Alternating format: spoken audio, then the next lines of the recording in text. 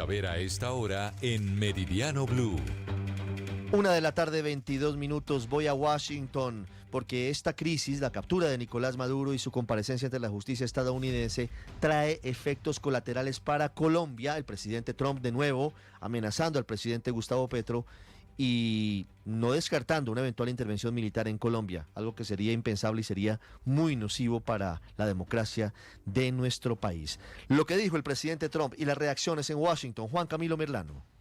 Ricardo, y fue una despachada la del presidente Trump no solo frente a Colombia, hay que decirlo, sino también comentarios frente a Cuba, que aseguró que iba a caer el régimen cubano, también comentarios frente a México, particularmente sugiriendo que el país está totalmente fuera de control y que la presidenta Claudia Sheinbaum está muerta del susto frente a los carteles. Pero sí hubo un énfasis en nuestro gobierno, en el presidente Gustavo Petro, llamándolo enfermo y sugiriendo una operación militar en territorio colombiano. Escuchemos lo que decía a bordo del Air Force One hace algunas horas el presidente Trump. Colombia is very sick too, run by a sick man who likes making cocaine and selling it to the United States, and he's not going to be doing it very long, let me tell you. What does that mean? He's not going to be doing it very long. He's not doing it very long. He has cocaine mills and cocaine factories. He's not going to be doing it very long. So there will be an operation by the U.S. and It sounds good to me.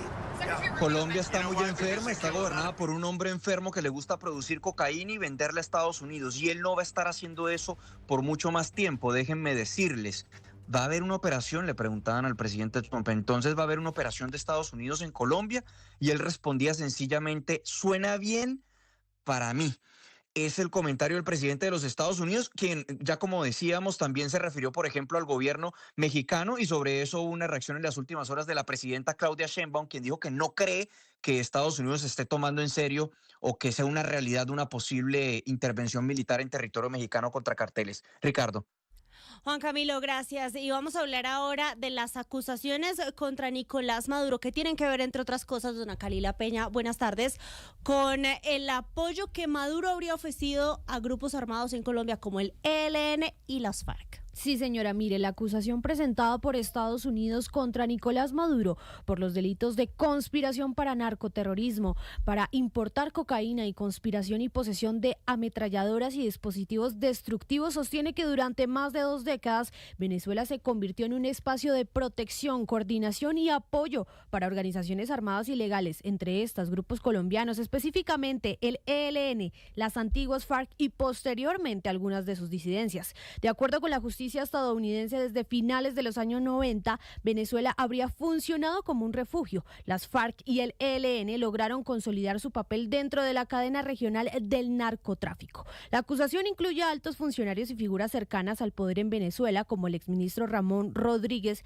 quien al parecer actuó como enlace, facilitando protección, apoyo logístico y encuentros con el propio Maduro en sedes del poder político y militar, como el Palacio de Miraflores. También menciona hechos públicos ocurridos en 2019, cuando antiguos jefes de las FARC anunciaron su regreso a la lucha armada tras el acuerdo de paz en Colombia. En el caso del ELN, el documento describe un control directo de pistas aéreas clandestinas en la frontera colombo-venezolana con supervisión de altos funcionarios del régimen. El expediente también atribuye a Nicolás Maduro Guerra, el hijo de Maduro, una reunión en Medellín con representantes de las FARC en 2020, en la que se discutieron acuerdos para seguir transportando grandes cantidades de cocaína y armas hacia Estados Unidos. Kalila, gracias. 1:26. Desarrollamos la primicia que revelamos este domingo aquí en Blue. Están en desbandada los cabecillas criminales colombianos que durante años vivieron felices en Venezuela, amparados por Nicolás Maduro. Iván Márquez y Antonio García y otros pillos están pagando escondederos a peso, intentando regresar a Colombia. Felipe García. Alias Silvana Guerrero, alias Ricardo, Parmenio, Caballo de Guerra, Pablito, Sendales, Antonio García e incluso Iván Márquez encabezan hoy las alertas de inteligencia en Colombia tras un giro abrupto en el tablero criminal regional provocado por la captura de Nicolás Maduro y la incursión armada de Estados Unidos en Caracas. Información de inteligencia advierte que varios de estos cabecillas del ELN y la Segunda Marquetalia comenzaron a evaluar rutas, contactos y condiciones para regresar a Colombia. La operación en Caracas fue interpretada como una amenaza directa a la retaguardia histórica que estos delincuentes mantenían en Venezuela. Las autoridades detectaron movimientos de alias Silvana Guerrero y alias Ricardo, quienes estarían flotando entre Venezuela y el Catatumbo para sostener el control de sus redes criminales sin quedar expuestos. A ellos se les suman alias Parmenio y alias Caballo de Guerra, que habrían iniciado desplazamientos similares hacia zonas fronterizas colombianas. El Frente de Guerra Oriental, uno de los más poderosos y peligrosos del ELN, también estaría replegando sus jefes principales. Entre ellos figuran alias Pablito, por quien se ofrece una millonaria recompensa, y alias Sendales, señalados de reorganizar estructuras armadas en medio de disputas con las disidencias de las FARC en Arauca, Bichada, Casanare y Boyacá. Desde el Comando Central del ELN, los informes señalan movimientos asociados a alias Antonio García, objetivo de alto valor con una recompensa de más de 4.300 millones de pesos. Su eventual salida de Venezuela supondría un golpe simbólico y operativo para el ELN. En paralelo, la segunda Marquetalia enfrenta un dilema similar. Alias Iván Márquez y John 40 permanecerían en Venezuela, pero con menor protección y crecientes riesgos. Inteligencia no descarta que algunos busquen acercamientos políticos para promover diálogos exploratorios y ceses al fuego que les permitan ganar tiempo y reorganizarse. La frontera hoy vuelve a ser un corredor crítico marcado por el regreso de criminales acorralados y cada vez con menos margen de maniobra.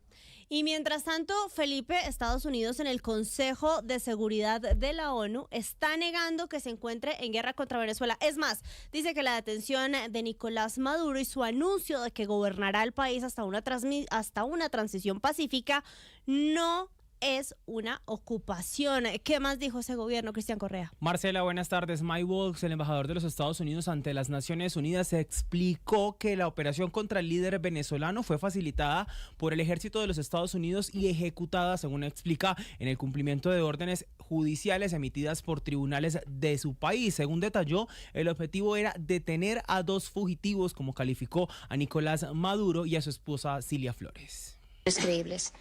Si las propias Naciones Unidas, si este órgano otorga legitimidad a un narcoterrorista ilegítimo y trata de la misma manera en este salón a un jefe de Estado democráticamente electo, entonces, ¿qué tipo de organización es esta?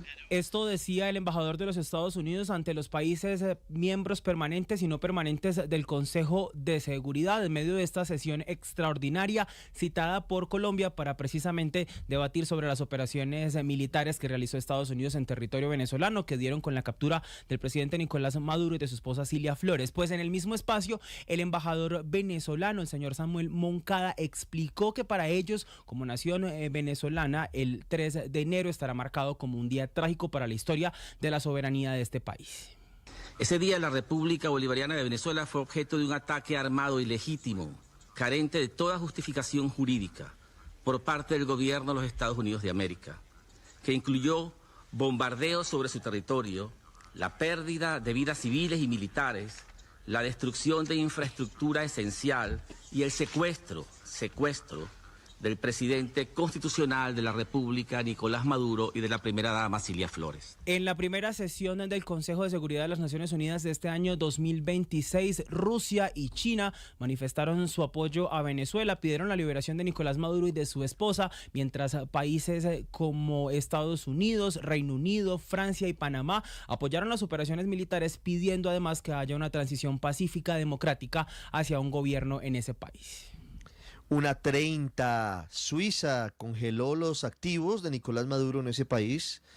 La pregunta que queda es, ¿y por qué Suiza estaba guardando reservas conseguidas ilegalmente de Nicolás Maduro durante todos estos años? Pero bueno, esa será otra discusión. En Europa, las reacciones, las voces a propósito de la caída de Nicolás Maduro. Enrique Rodríguez en Madrid. Fue en la noche de este domingo cuando el presidente electo de Venezuela, Edmundo González Urrutia, desde Madrid, rompió su silencio para calificar de paso importante, pero no suficiente, la caída de Nicolás Maduro.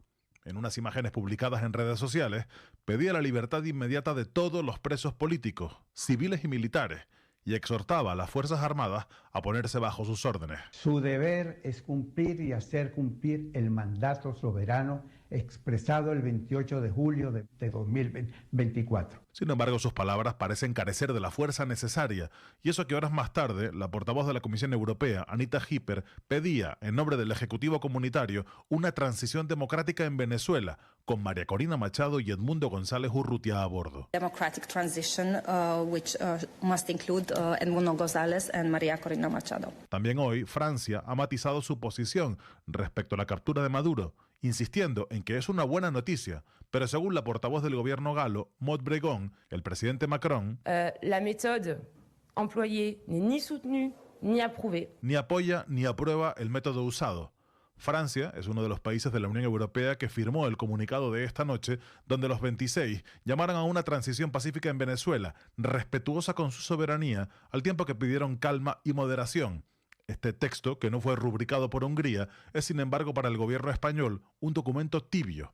Así, el ministro español de Asuntos Exteriores, José Manuel Álvarez, en entrevista a la emisora de radio Cadena SER, ha criticado la acción estadounidense. Esto sienta un precedente muy peligroso para el futuro. De entre los aliados de Nicolás Maduro, China ha reclamado su libertad, advirtiendo de que el uso de la fuerza por parte de Washington supone un riesgo para la paz y la estabilidad en América Latina y el Caribe. Irán y Rusia se han pronunciado en similares términos. Sin embargo, ninguno de ellos ha planteado acción alguna en apoyo del régimen venezolano.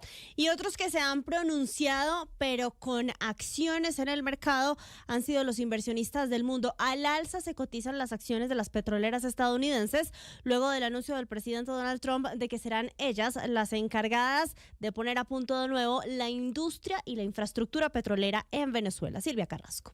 Para volver a Venezuela, las compañías norteamericanas deberán invertir miles de millones de dólares para poner al día la deteriorada infraestructura de PDVSA. Se habla de 10.000 millones de dólares anuales en un lapso de una década. De esta manera, se conseguiría incrementar la producción de petróleo venezolano de los 900.000 barriles diarios hoy a 4 millones de barriles diarios. Pero además de reconstruir, tendrán que hacerse cargo de las deudas antiguas. Se estima que la deuda de PDVSA asciende a entre 150 y 170 mil millones de dólares, lo que complica las negociaciones con los acreedores internacionales. Las refinerías en Venezuela han sido dañadas, saqueadas, sufren de mala gestión, robos, incendios y sanciones. Las grandes petroleras estadounidenses que lideran el interés por invertir en Venezuela son Chevron, que ya produce 250 mil barriles diarios allí en sociedad con PDVSA, y también están en la lista ExxonMobil y ConocoPhillips. Chevron subía esta mañana 6,2%, ExxonMobil 3,1% y ConocoPhillips 5,8%. China es el principal acreedor de Venezuela, mantiene entre 10.000 y 12.000 millones de dólares pendientes de pago al Banco del Desarrollo de China. Estos préstamos fueron garantizados a cambio de envíos de crudo venezolano. China es quien compra el 80% del petróleo de Venezuela, o sea, la reestructuración de esta deuda deberá ser negociada con el gobierno de Pekín. Por último, y en otra materia financiera también relacionada con Nicolás Maduro, esta mañana el gobierno suizo decidió congelar todos los activos que el arrestado mandatario venezolano tenía en los bancos de ese país, todos los activos tanto de él como de sus allegados, con efecto inmediato y por un lapso de 4 años. El presidente Trump, Silvia, el sábado fue claro en señalar que para él lo más importante no es la democracia en Venezuela, lo más importante es el petróleo que él dice le han robado en estos años desde ese país, y dice que va a reconstruir la infraestructura petrolera, que está, Marcela Peña, realmente destruida. El potencial de Venezuela en materia petrolera es gigante, así también el de las tierras raras. Hay un potencial ahí que también forma parte de la ecuación de lo que viene para Venezuela. Pues Ricardo, en palabras de Donald Trump, la infraestructura petrolera está podrida en Venezuela. Sin embargo, Venezuela puede llegar a ser clave para el mundo, para el mercado global del petróleo en los próximos años. Venezuela tiene las reservas más grandes del mundo, unos 300.000 millones de barriles.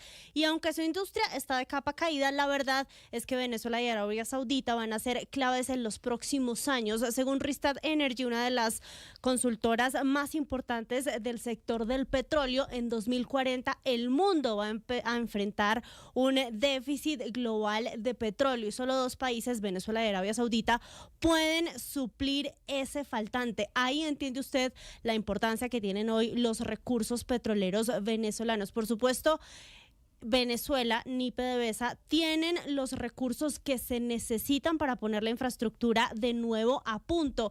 Hay cálculos que apuntan a necesidades de inversión de unos 10.000 millones de dólares al año en los próximos años para hacer que una industria que hoy produce poco más de 1 millón de barriles de petróleo vuelva a su pico, 3,5 millones de barriles o más. El petróleo venezolano además se parece mucho al colombiano, es extra pesado, lo que quiere decir que requiere grandes dosis de tecnología e inversión a largo plazo. No solamente de petróleo estamos hablando en Venezuela, nos explica Francisco Lloreda, expresidente de la ACP. Es evidente que Estados Unidos le interesa participar de esa oportunidad que va más allá del petróleo.